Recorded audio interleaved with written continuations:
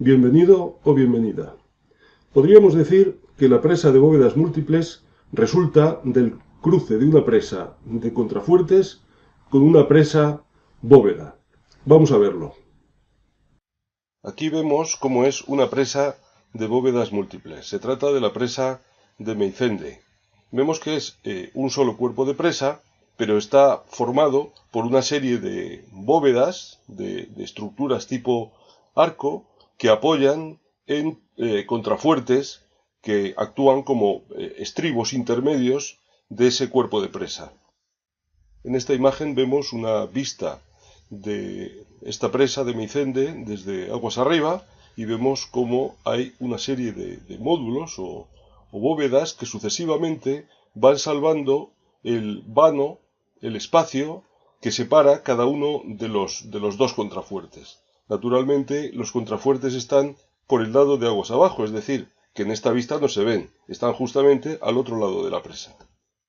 Aquí sí que podemos ver los contrafuertes de esta presa. Cada uno de estos elementos recibe parte de la carga que viene transmitida desde el embalse a través de esas bóvedas. Entre cada uno de estos dos contrafuertes, pues hay una bóveda que transmite la carga correspondiente a esa parte del embalse a través de los contrafuertes al terreno.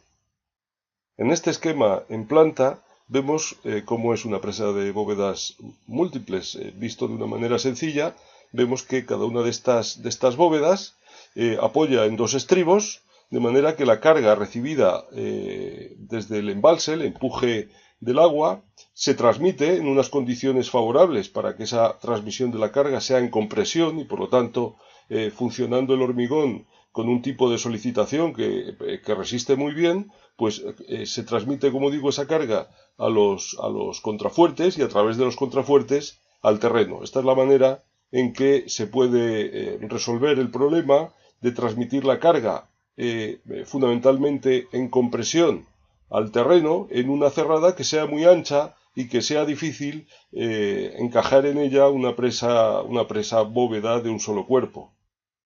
Esta presa de Belubula, en Australia, es una de las primeras presas de bóvedas múltiples. Aquí vemos la inclinación que tiene el paramento de aguas arriba. Claro, esta presa, este tipo de presa pesa muy poco, porque como la forma de trabajar es muy favorable, hacen falta espesores muy pequeños. Y claro, con espesores muy pequeños son estructuras muy ligeras que pesan poco. Y claro, al pesar poco, el empuje del agua las podría arrastrar en conjunto, como un solo elemento que resulta empujado por el agua y resulta arrastrada hacia aguas abajo. Entonces, para evitar que eso suceda, es necesario inclinar bastante las bóvedas, el paramento de aguas arriba de estas bóvedas, para contar con el empuje estabilizador, el empuje vertical, que es el peso del agua que queda justamente encima de esta zona inclinada. Eso, digamos que estabiliza la presa y permite que con muy poca cantidad de material la presa pueda resultar estable. En este caso, en esta presa en concreto, vemos que la estructura de la bóveda es de ladrillos. En la presa de Hume Lake de principios del siglo XX observamos igualmente la inclinación importante del paramento de aguas arriba. Se trata de una presa, en este caso, de hormigón armado, es de la época de difusión inicial del hormigón armado. El hormigón armado tiene una serie de barras de acero que hacen que pueda resistir también acciones de tracción, que el hormigón resiste muy mal porque se agrieta con facilidad con tensiones de tracción muy pequeñas. Bueno, pues en este caso lo que es el cuerpo de presa es de hormigón armado. Los espesores mínimos con que se construyó esta presa llevaron a que la cantidad de hormigón necesaria para su construcción fue de tan solo el 10% de lo que habría sido necesario si la presa hubiera sido de gravedad. El desarrollo de este tipo de presas llevó a la construcción en el año 1968 de esta impresionante presa de Daniel Johnson, que tiene más de 200 metros de altura. Es una presa emblemática que, no obstante, pues tuvo fisuraciones de una cierta importancia. hemos visto cómo ha evolucionado a lo largo de la historia la presa de bóvedas múltiples. En la actualidad no resulta interesante en general construir este tipo de presa, igual que tampoco resulta interesante construir presas de contrafuertes. ¿Por qué?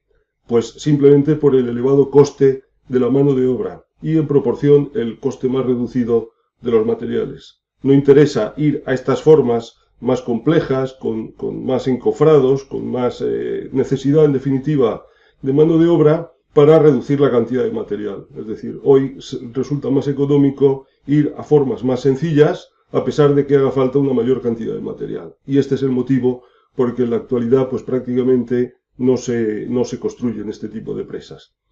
Espero que te haya resultado interesante.